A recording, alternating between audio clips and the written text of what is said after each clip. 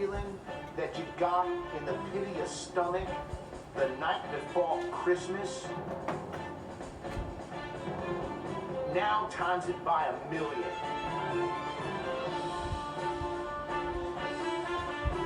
It's Michigan versus Ohio State. It's a war.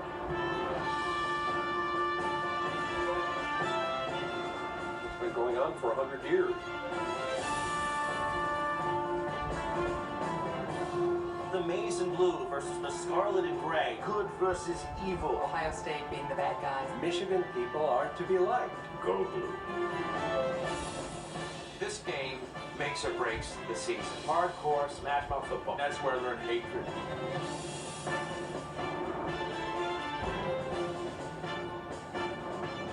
What's at stake? Bragging rights. Bragging rights. Bragging rights. Bragging rights. If you're able to win this game, you're buying peace. You lose 365 days of pain. You gotta win the battle. All hell will break loose.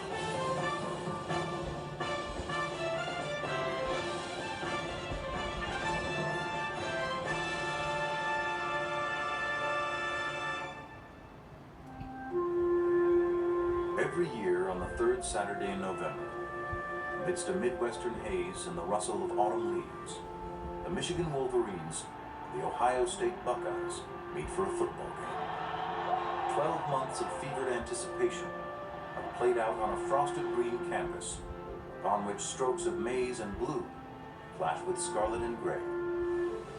Separated by less than 200 miles of heartland, these uneasy neighbors engage in one of the oldest and most deeply rooted rivalries in American sports, predating baseball's first World Series by 6 years and the existence of the NFL by a quarter century.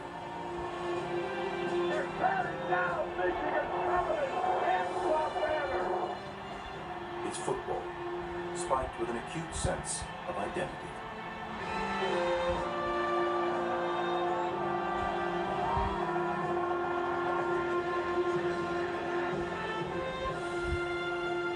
Since 1935, the game has been held on the final week of the regular season, with the Big Ten Conference Championship and a shot at a national title frequently at stake.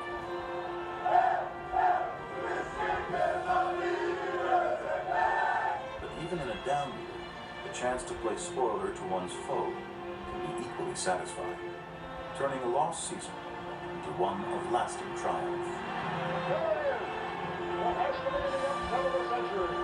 For a sacred 10-year period, two combative men inflamed this bitter rivalry while becoming folk heroes along the way. And for the players, who carry the weight of tradition on their shoulder pads, the results of these games forever define their legacy.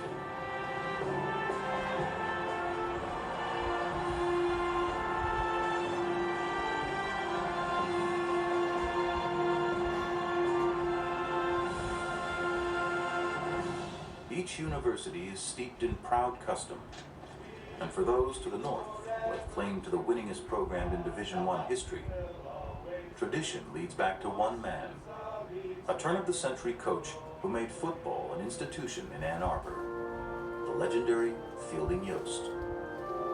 His train lands here in 1901. He runs into an Ann Arbor News reporter who asks him about the coming season, and he says Michigan will not lose a game all year, and they didn't in 1901, 1902, 1903, and 1904. Michigan truly was the champion of the West during the early years. During the first 15 games between Ohio State and Michigan, Ohio State won none of those games. Fielding Yost's Michigan team in 1902 defeated Ohio State 86-0. Even worse from the Ohio State standpoint is that game was called about halfway through the second half. The official simply brought the teams together and said, fellas, it's 86-0. I think we probably had about enough. And it wasn't until the 16th game of the series, which was 1919, that Ohio State finally was able to beat Michigan. And the guy that put Ohio State on the national map was Chick Harley. With only a single loss in 3 seasons, All-American Chick Harley brought the Buckeye program to national prominence and inspired the construction of Ohio Stadium, which opened in 1922 with a unique horseshoe design. While Ohioans were still admirably living off the land, Michigan's burgeoning automobile industry provided the state with newfound wealth and stature.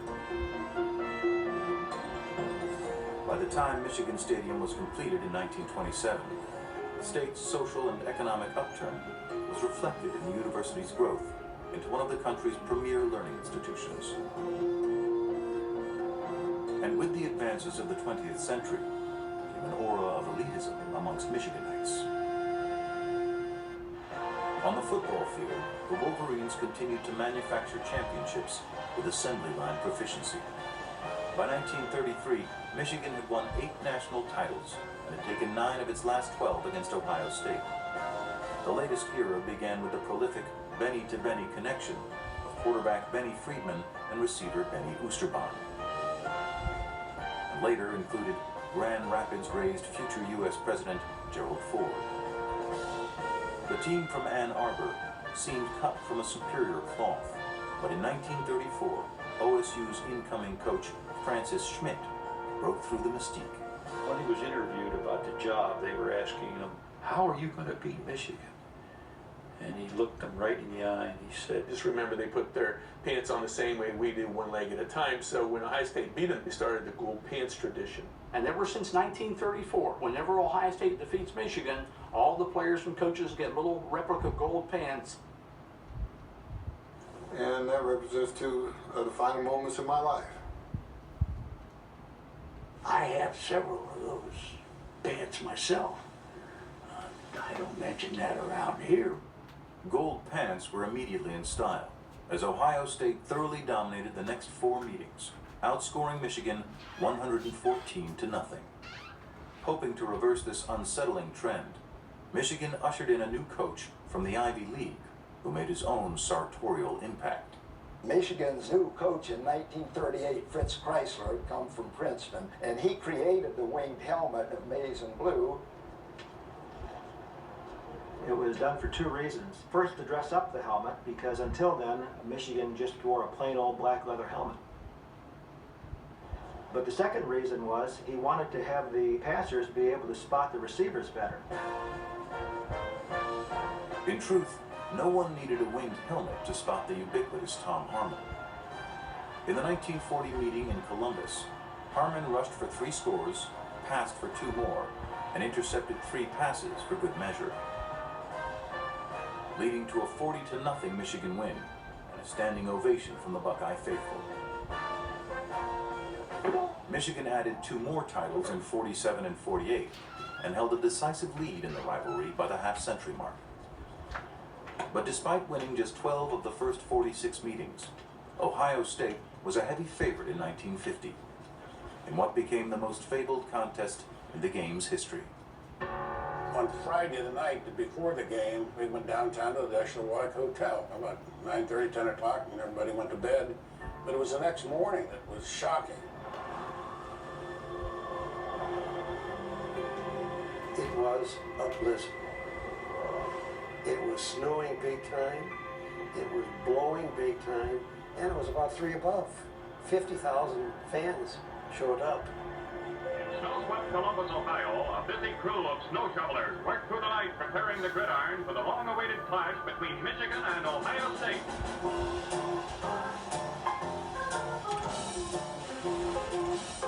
You'd be running, and all of a sudden, you'd hit an icy spot, and your feet would go right up from under you, and you'd fall flat on your face. I sort of laid there in the snow, and I thought, I'm going to be left here to die. It's maybe the most unusual college football game ever played. There were 45 punts in that game. I punted the ball 24 times. We must have punted on first down 10 times. And I could not see their defensive backfield.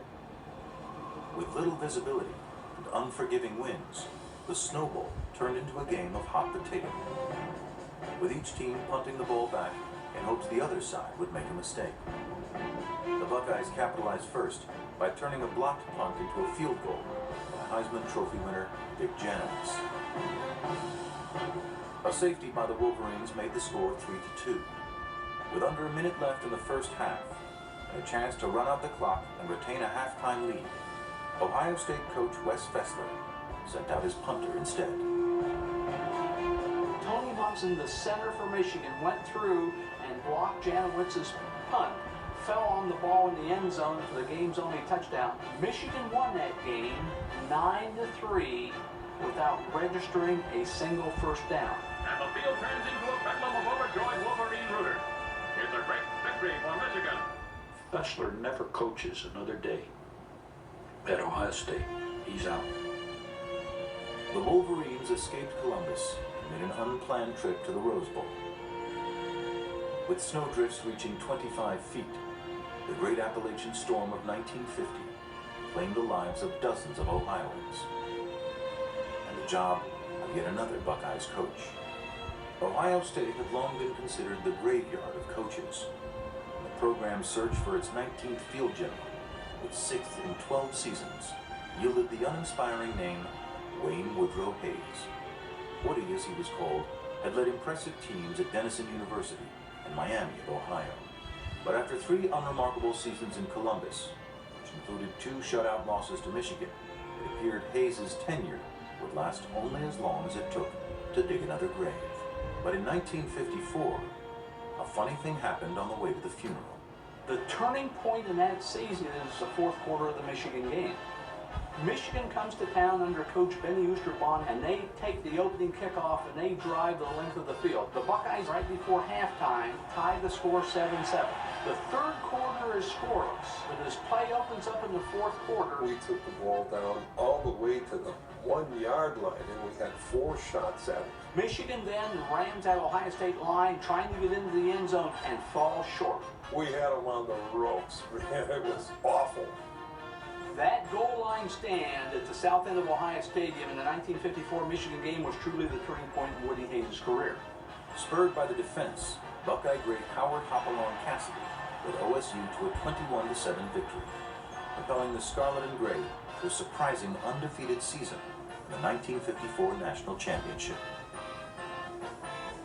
Beginning in '54, Woody's Buckeyes won 11 of 15 against the Wolverines and were crowned national champions again in '57 and '61. Woody Hayes had finally jammed a wedge in the revolving coaching door at Ohio State.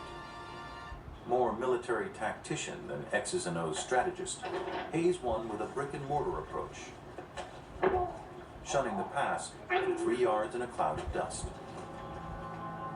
In fact, Hayes' teams might have been called dull, if not for the man himself.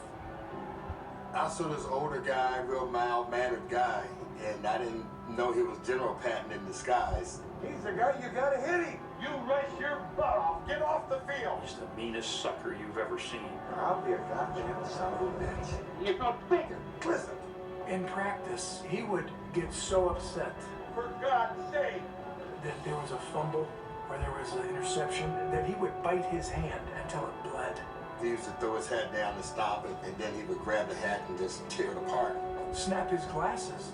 Took the watch off, threw the watch down, jumped up and down on that. He looked like a raving madman. Oh, God damn you, all well sick. Woody Hayes once said, "Show me a gracious loser and I'll show you a busboy." You're damn right. If anybody gives you a compliment, kick him right in the shins, unless it's a lady over 80. But I'll tell you what, when you're out in the practice field and you see that kind of emotion and intensity, Hell, there's no question who wins. everyone's game elevates. Nobody would ever outwork him. When we came in on summer practice at 7 in the morning, he was passed out on a couch at the facility and the projector was still going. He fell asleep watching film. And he'd hear us and get up, get a shower, and go right back to work. Hayes' unflinching dedication and tyrannical temper were legendary, as was his disdain for the maize and blue. He would never refer to Michigan by name. Anytime he referred to the University of Michigan, it was always that team up north. They were recruiting a kid in Michigan, and as they were going south, they actually ran out of gas. He said he would push his car across the state line before he would buy any gasoline in the state of Michigan. Woody Hayes was everything we loathed. I did not like Woody Hayes. I didn't like anything about Woody Hayes. You know something? I couldn't care less about that.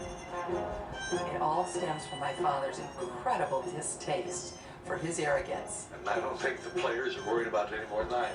If I had to pick one evil force in my life growing up as a grade school student here in Ann Arbor, it should be Brezhnev or somebody. It was Woody Hayes. If there was any question that Hayes reveled in the enmity of his foes, the 1968 encounter left no doubt. It was a close ball game. It was 14-14. And then all of a sudden, bingo. We got shellacked. Is this game ever going to end? We couldn't stop them, and we couldn't do anything against them. And Woody showed no mercy. Ohio State just exploded in the second half and ended up winning that game 15-14. A lot of the Michigan players were pretty upset at the end of the game because after Jim Otis had scored his 4th touchdown, Woody Hayes sent the offense back on the field for a 2-point conversion. And that was just to rub it in. That was just to stick it in our face. In the dressing room after the game, and one of the sports writers was asking Woody Hayes, hey, you were up by 36 points, the game's almost over. Why would you go for 2? His response, because they wouldn't let me go for 3.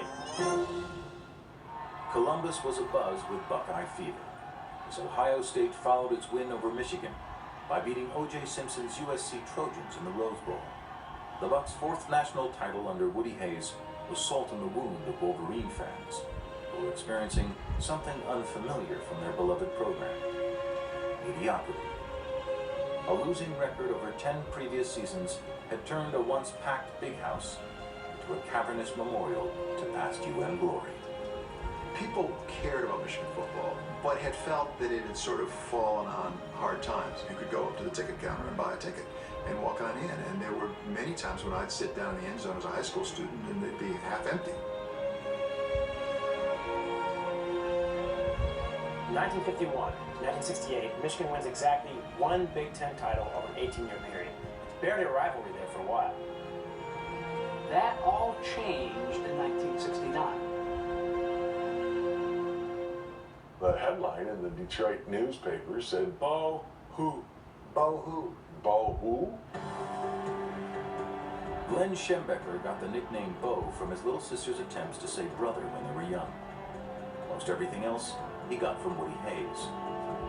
The Barberton, Ohio native and son of a fireman was an offensive tackle at Miami of Ohio during Hayes' tenure as Redskins coach. Beginning in 1958, Schembecker studied under Hayes for 5 seasons as a Buckeye assistant.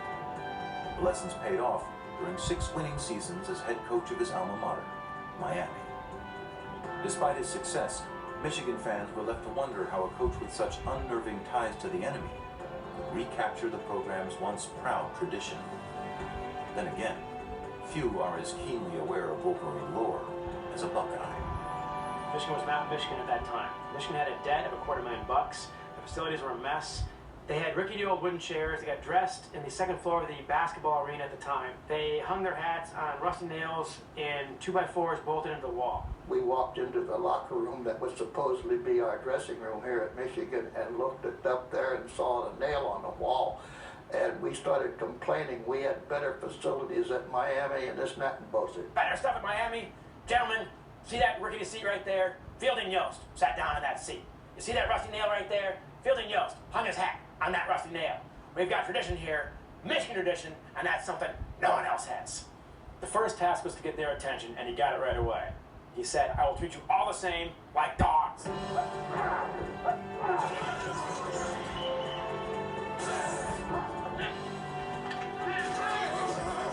He was the Tasmanian devil that came into town in a whirlwind of dust, and we were left in his wake. He worked us to death. He had about 140, 150 guys on the team when he took over. Every day, 3 or 4 people were leaving. He just waved at them on their way out the door. Guys were quitting left and right. At the end of spring practice, he's down to about 75 or 80.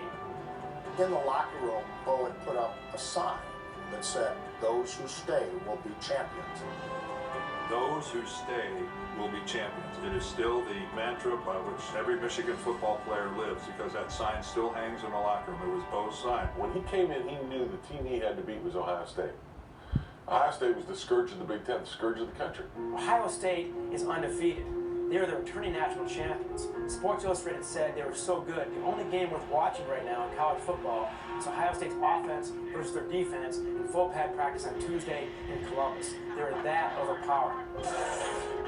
200 miles to the north, those who stayed got off to an unspectacular 3-2 start.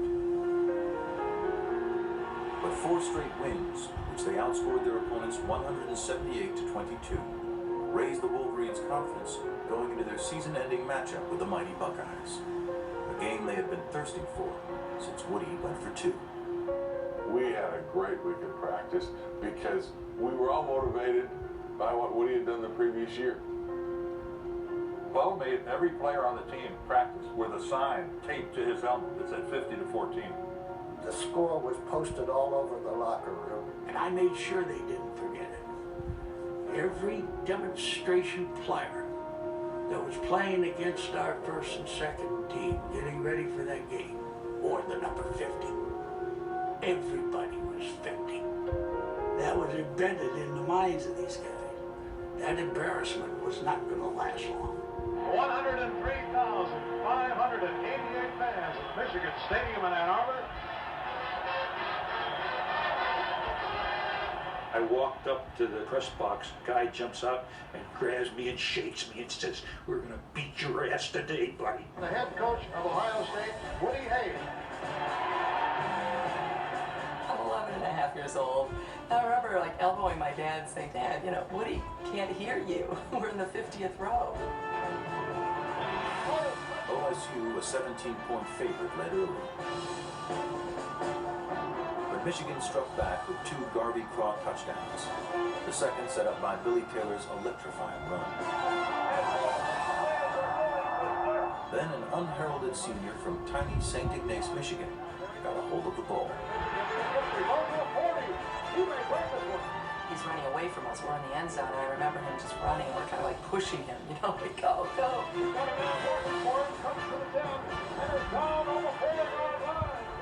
Barry Pearson's 60-yard return set up another score. The Wolverines held a 24-12 lead at the half. The first time all season that Ohio State trailed at intermission.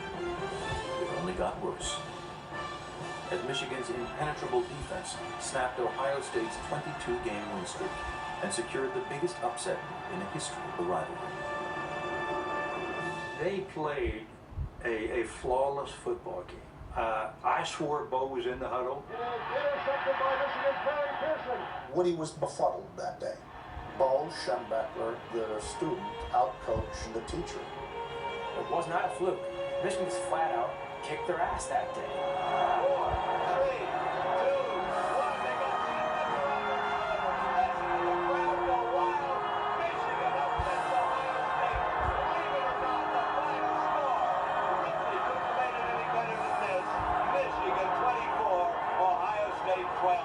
There's an expression in German called Schadenfreude, which means joy in the misery of others. 40 years later, I feel Schadenfreude, joy that it still hurts the Buckeyes, what we did on that fateful November day in 1969.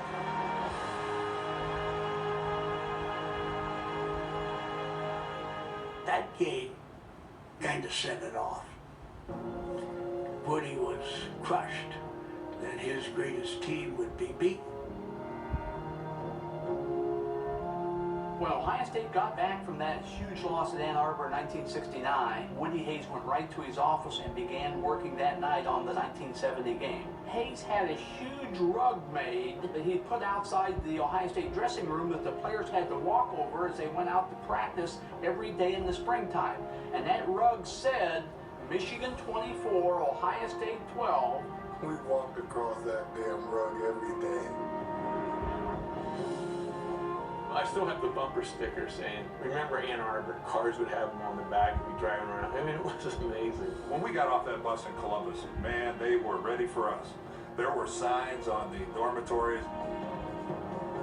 They were not G-rated. Woody was as tight as a drum. Don't you know who we play this week? Don't you know who it is? My God, it's Michigan. It's Michigan. And he's crying, and tears are coming down his cheeks. And I thought, whoa, boy, the old man has really lost it. He's using Michigan, and he's using it repetitively. The 70 battle in Columbus was a combination of all our frustrations that whole year. And it wasn't going to be pretty. Out for blood, Ohio State disposed of Michigan 20-9. Fanning the flames of animosity between the schools were two men who brooded over the game with an angst that permeated through their programs and the regions as a whole. For the remainder of the decade, the regular season was mere window dressing for this annual year-end clash, a period remembered as the 10-Year War. It became more real, and it became more serious. And you spent your whole year, you spent your whole off season getting ready for that one game. We thought of this one more than we have the rest of the season put together. When he brought his team up here, he would tell one of his assistants, he said, would you please tell Coach Schembechler that I'm ready to meet him at the 50-yard line. He would not cross the 50. And so I'd shake hands across the 50, I Woody, I go, and that was it. For 10 years. I want to beat him. He's no friend of mine. The one thing that he said that really stuck out with me is he said, this is more than a game. This is more. Everything happens. You've got it all. Intrigue, injustice, devastation. People go straight to hell. Every storyline possible. Paul Schembechler has to be restrained. But he is furious. He is screaming. He just ripped up the downs marker. I mean, who does that? Woody Hayes did that. A 10-7 Michigan victory in 1971 was the first in a series of blood-boiling close calls. In 1972, a defiant Schembechler twice passed up easy field goals, only to twice be denied at the goal line, resulting in a 14-11 Ohio State win. Both schools entered the 1973 matchup undefeated, as the fourth-ranked Wolverines played the top-ranked Buckeyes to a 10-10 tie. Statistically, Michigan dominated, fully expected a trip to the Rose Bowl. But a vote by Big Ten athletic directors sent Ohio State instead. The slight infuriated Schembechler, who insisted his team was robbed. This is the lowest day in my athletic career, either as a player or a coach, because I am bitterly resentful of the way this thing was handled. Painfully reminiscent of two crucial misses in the 73 game, Mike Lantry's just inches wide kick, his time expired on the 74 showdown, left Michigan with a 2-point loss. It concluded an excruciating 3-year stretch for the Wolverines, in which they won every one of their games, except for those against the Buckeyes. Well, Arch, I felt you had another great day today, and he'd rather have that victory than all those 31 games put together. Isn't that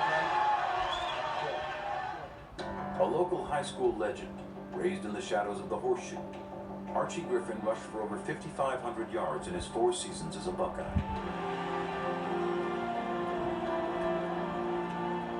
And despite being college football's only 2-time Heisman Trophy winner, he regards his 3 gold pants as his most satisfying awards. His last pair came in 1975, which gave the Buckeyes a 4-2-1 advantage in the 10-Year War. The rivalry reached the national stage, and tensions between the coaches spiraled from Midwestern machismo to Cold War paranoia. He stopped practice and he said, "Man, you see those 2 guys? Those are police. I hired them. Bo was trying to watch our practices." Never forget the year that Bo brought the police in and went to one of the apartments across the way and found a guy shooting a video camera over the top of the wall at their practice and thought he was a spy from Ohio State. Are the elements of my strategy all safe? How's the field going to be cut? Who's it going to favor? Woody was convinced one year that Michigan had a new shoe specifically made so that if the field were slippery, Michigan would have better grip. And Woody tried like crazy to find out so he could order some. There was no secret shoe. The week we were playing Michigan at Michigan, my senior year, we were having our pregame meal. The ladies that were serving us were all nice-looking ladies. I mean, nice-looking ladies, college students. And all of a sudden, we heard that clang. He hit that wine glass with a fork, and he starts screaming, "I want all of these waitresses out of here. I want the cooks to serve my men." And we're looking around, and what? And then he stood up and said, Bo planted them there to distract us. Yeah, Bo infiltrated our lunchroom. He goes, "We'll have none of that." Their ongoing feud further provoked fan partisanship between the states. A fanaticism reinforced to this day by the colliding cultures of each side. This is not just a rivalry between two football teams. This is a rivalry between two ways of life. This is scarlet red versus maize and blue. This is a battle between goodness and evil.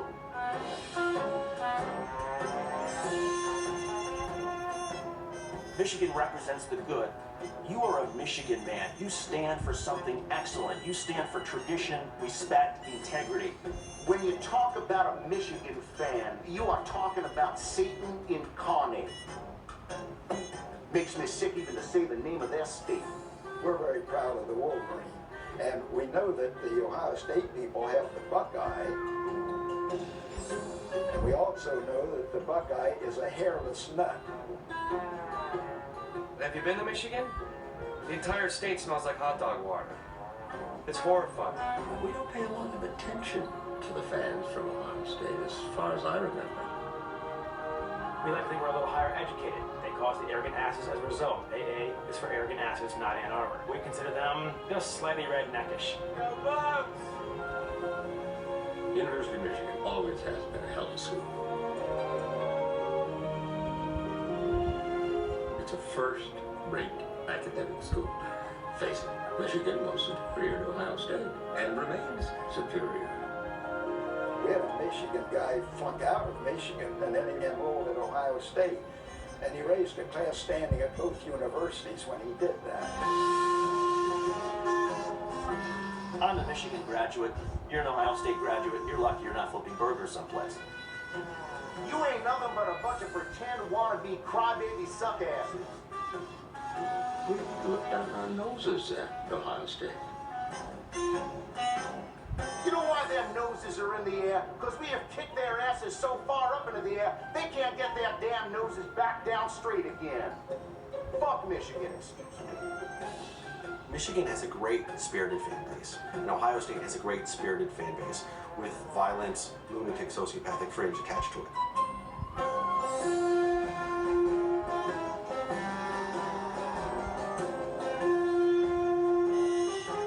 They're not embarrassed by anything. They're loud, obnoxious.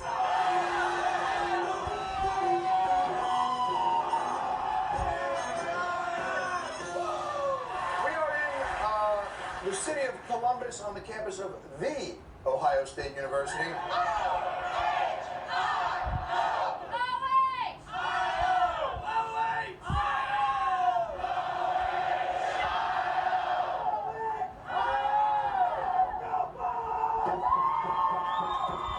People here are required by law to do that thing that they just did, and also apparently to own 5 red hooded sweatshirts each. We're from Ohio, O-H! We're from Ohio, Ohio! We don't give a damn for the whole state of Michigan. We're from Ohio!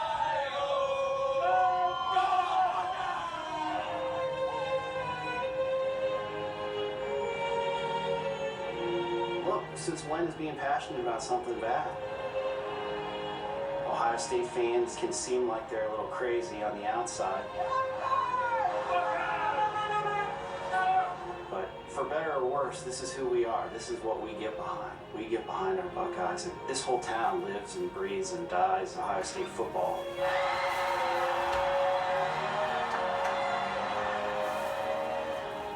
From the time I was 6 years old, I only missed one Ohio State football game until I was 20. That's all there was in Columbus. We didn't have Broadway plays, we didn't have opera, we didn't have great museums. This is what we had. When I was a kid, there were 8 radio stations in Columbus. And on Saturday afternoons, all 8 stations carried the Ohio State game. I don't know one kid from my high school that doesn't have a baby picture with Buckeye stuff.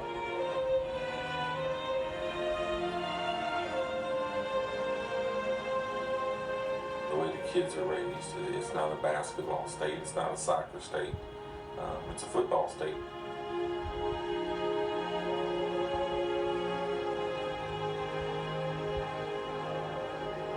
You have to understand that in Columbus, Ohio, football is a secular religion.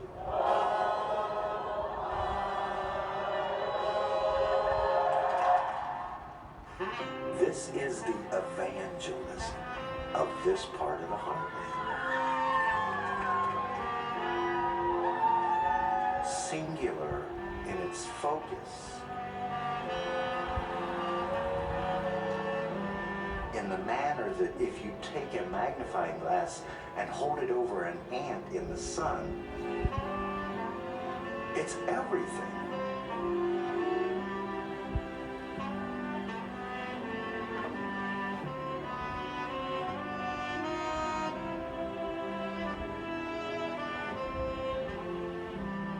I love Ohio State football. I'm a fan. I wouldn't say that I'm like a crazy psycho fan. I'm able to step back and realize that, hey, excuse me, it's I believe it's Coach Tressel calling. Yes, Coach. I don't know how many sets of ashes have been scattered somewhere near that field. It's a lot of people's wishes. It's a lot of people's dreams. There's an O on that ball cap that they want placed in their casket next to them. You could talk to people in the autumn here who want to live just long enough to see Ohio State kick the hell out of Michigan one more time. I could never figure out where this bile came from. I hate Michigan, I hate Michigan, I hate Michigan. Fuck the Wolverines. I hate Michigan, I hate Michigan, I hate Michigan. Fuck the Wolverines. Michigan and Ohio have been at each other's throats since people were writing down history on this continent. Wolverine lost to Buckeye, and there was many a black guy to attest to the upset. The game is over, but the mayhem lingers on.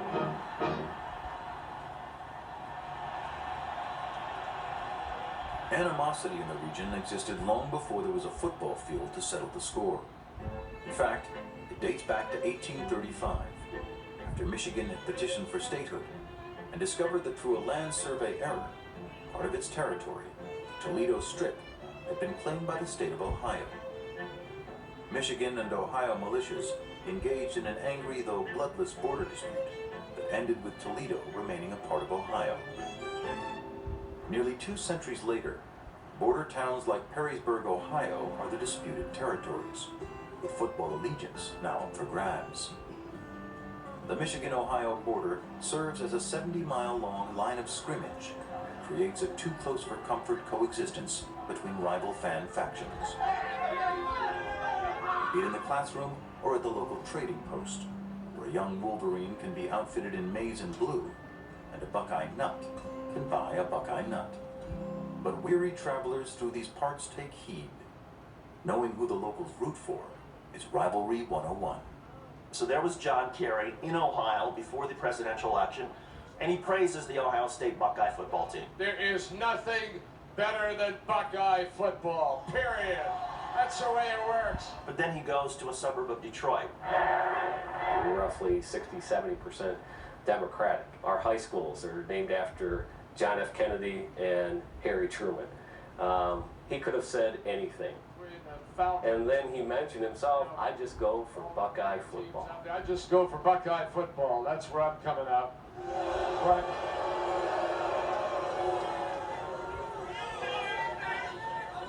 That was while I was in Ohio. Now I know I'm in the state of Michigan, and you got a great big M and a powerhouse of a team. This guy is a flip-flopper. We believe the football in Ohio is a lot better, so the quality of the players are better.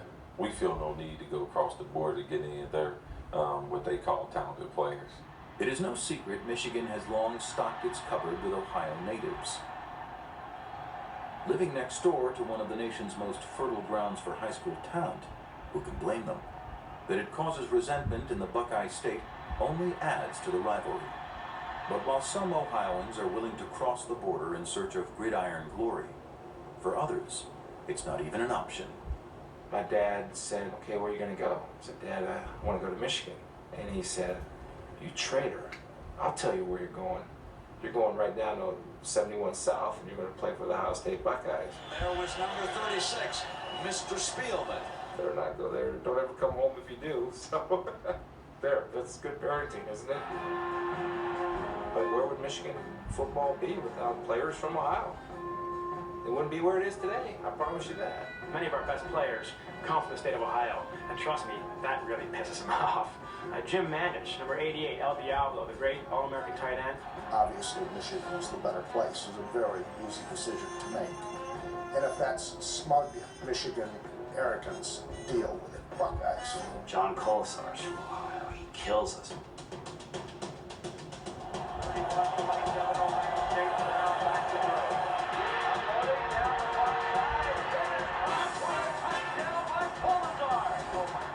Charles Woodson, also from Ohio, ended up being a legend at Michigan.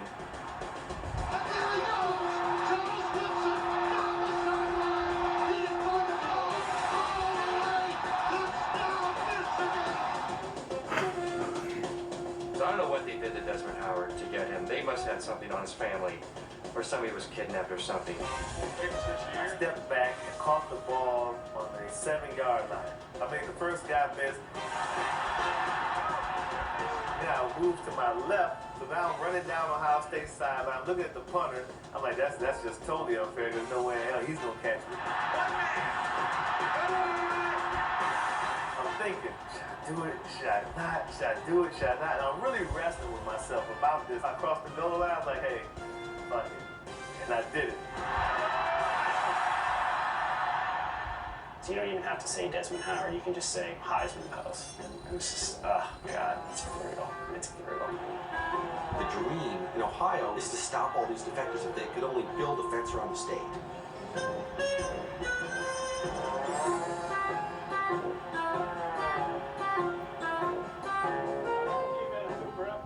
Stop those traders from going up north, then they can establish long-term dominance over Michigan, which might be true, but they've never been able to do it to their enormous frustration.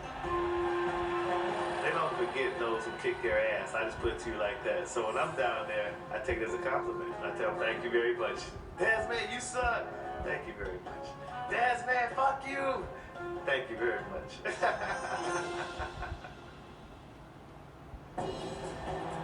Led by three-time All-Big Ten quarterback Rick Leach, the Wolverines put a blue and maize stamp on the 10-year war with victories in 1976, 77, and 78.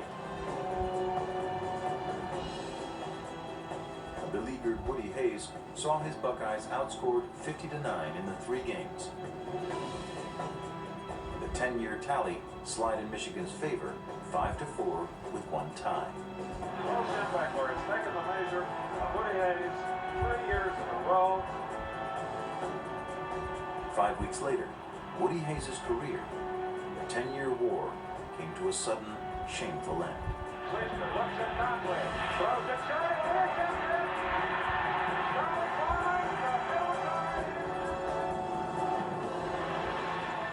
I was watching the game on television, and I saw the punch, and I said, "You've just seen the last game Woody Hayes will ever coach." I was sad, but I understood that that was the only way that Woody could go out. He was like Melville's Ahab, and ended up being taken down, pinioned to his obsession.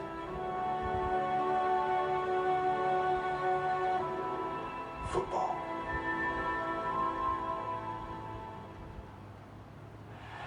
This is Michigan, the biggest game I've ever coached, and the one thing I love to do is beat them. And I looked over, and they had their helmets off, and they had a banner around here. They had something on it, and I was standing back there. I don't allow banner. What the heck are they doing? So I walked over there and I saw Earl written on it. I said, oh my God. Earl Bruce had the unenviable task of replacing Woody Hayes. But in his 9 seasons in Columbus, he became the 3rd winningest head coach in Buckeye history and posted a winning record against the Wolverines.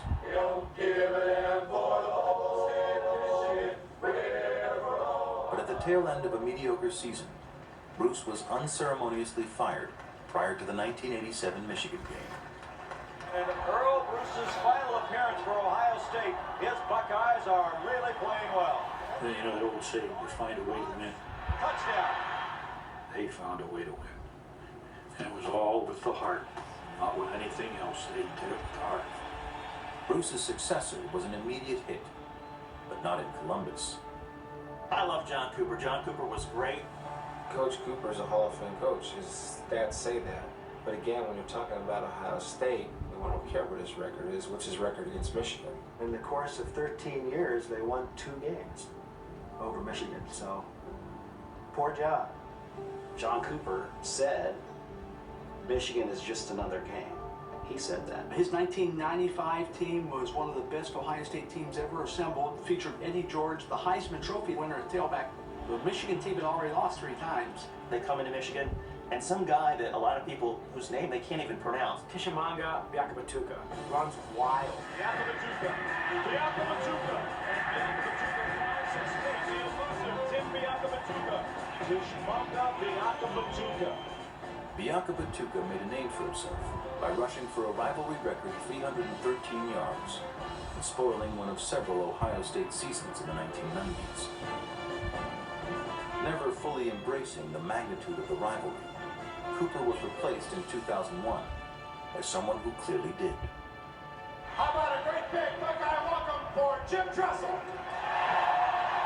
The day he was announced as Ohio State's head coach, ironically, Ohio State was playing a basketball game that evening against the University of Michigan. He said, "You'll be proud of our young people in the classroom, in the community, and most especially in 310 days in Ann Arbor, Michigan." Thank you very much. Yes, finally, we have a coach that gets it. When that day came that I got to roll up my sleeves and go to work and see if I could be worthy of coaching at The Ohio State University, I knew one thing for sure. I better be prepared for a game that's unlike any other. I keep talking Tressel up to every NFL owner I see. I gotta get this guy out of Columbus. This guy's gotta go away. Jim Tressel, a coach's son from Mentor, Ohio, delivered in his initial test against Michigan in 2001. A victory over the Wolverines the following year secured a berth in the national title game versus Miami. And the Buckeyes are headed to the desert. Under pressure, throws it. Incomplete. The Buckeyes win. Now the party begins for the Ohio State Buckeyes. Tressel's record of success against that team from up north, 5 wins in 6 seasons, evoked memories of Woody Hayes. Long forgiven for his controversial exit, Hayes remains a larger-than-life figure whose spirit endures in Columbus. If you say Woody, you can only be one person. Still very much endeared to the public here. And it's a little bit like being in love with a very beautiful woman who has a broken nose. Coming into Columbus is like driving into Memphis and coming to Graceland. Woody is our Elvis. You can go anywhere, and there's going to be posters of Woody, pictures of Woody. There's going to be old men dressed like Woody.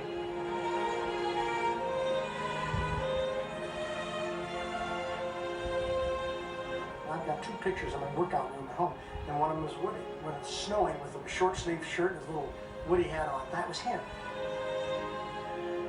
Woody Hayes cared about Ohio State University, cared about the state of Ohio.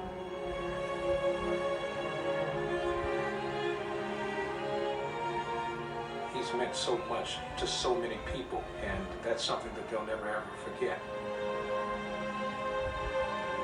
Hayes' bond with Ohioans was unmistakable. When the smoke cleared from the 10-year war, a deep connection was also revealed with his supposed nemesis. Their on-field bravado no longer casting a shadow on their mutual affection. Whether he realized it or not, I was his best friend in coaching. I was his best friend. When I had a heart attack at the Rose Bowl, he wrote me a very nice letter. When I came back and was recuperating in my house, he came to see me. He's the type of man that has brought great credit to college football. He's a great, great friend of mine. He always will be. Your whole life pivots around one game. Your whole life is devoted for one purpose, and that's to beat the other guy. Who else in the world could understand you? Bo and Woody respected each other and loved each other. I had a speech at the Uganda Club in Dayton. They had talked to Woody earlier in the year about coming down and introducing me. He was too frail to do it. But he would not take no for an answer. So he had a kid drive him down in his truck. He could hardly walk. And he got up there for a half hour and talked about our relationship. His voice was not as strong as it usually was, but you could hear a pin drop out there. He's just a super man and a great, great friend. His friendship, I can't tell you how much I heard. And after that, Woody went home and died.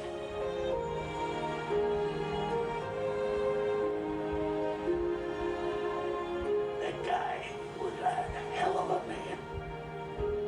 And those 10 years, me on one side and him on the other, I wouldn't change that for anything in the world.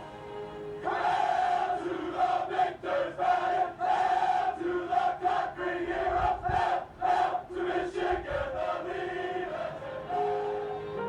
Bo Schembechler shared his final account of the game just 2 days prior to the most anticipated meeting in the rivalry's history.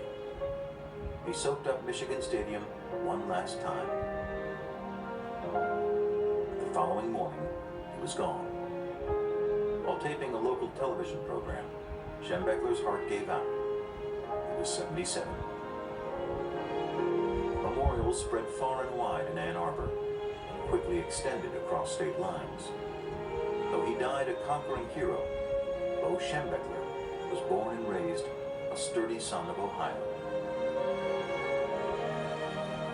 Football, Michigan, Ohio, lost a fine man, a fine coach, a fine dad.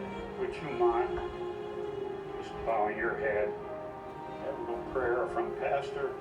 We bid goodbye to one of our own, one who was a great competitor and who loved the game, and who will be missed sorely.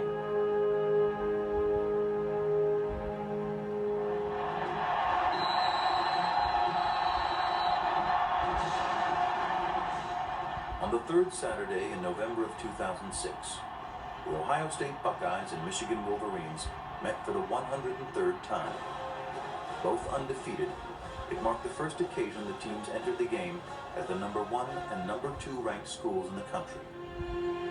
And once the curtain was finally drawn, these century-old rivals put on a show for the ages. The game unfolded like a celebration, a 100-yard homage to all who played, coached, and cheered throughout this storied rivalry.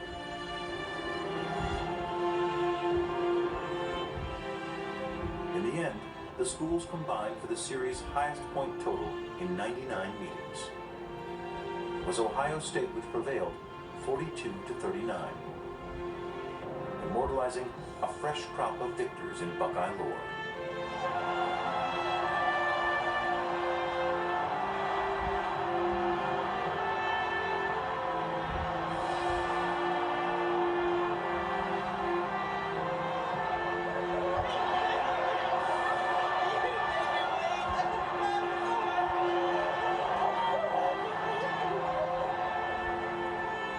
An autumn ritual, the Michigan-Ohio State rivalry is as ingrained in Midwestern culture as stoicism and self-reliance.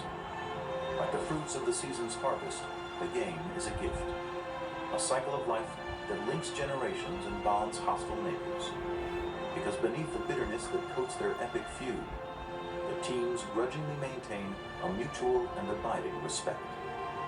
They are companion pieces in history, each side's legacy continually tied to the others. Objective to beat Ohio State. We accomplished.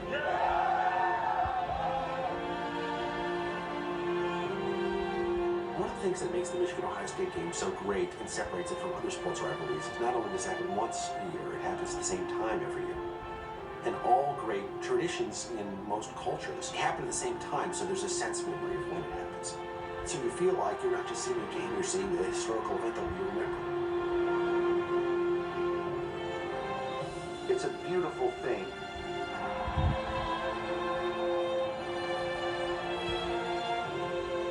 You feel you are a part of something that stretches from before you existed and will be here long after you are gone. The way it was with our grandparents. It's the way it was with our parents. It's the way it is with us. It's the way it's going to be with our children and grandchildren. The cold, dark, forbidding sky of that late November day in Ann Arbor or in Columbus. It does set tone for the whole winter with either being the victor or having been humiliated by your rival. If you don't think it's a big deal around here, ask the guy who lost it.